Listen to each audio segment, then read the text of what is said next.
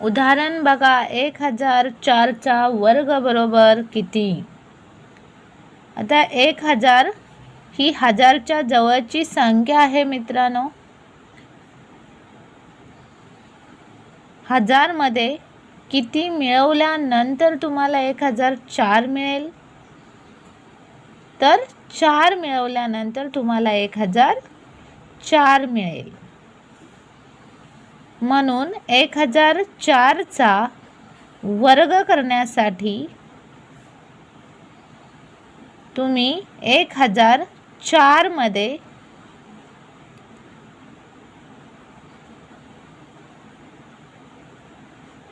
1004 मध्ये 4 ला मिळवायचे आहे.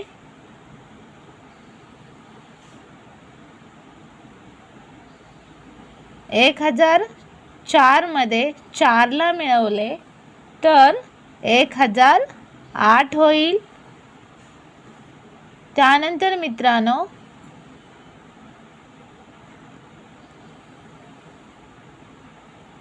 चारचा वर्ग करायचा आहे. 1008. आता 4चा जर वर्ग केला तर तो 16 येतो, पण 16ला 3 अंकात लिहायचा आहे.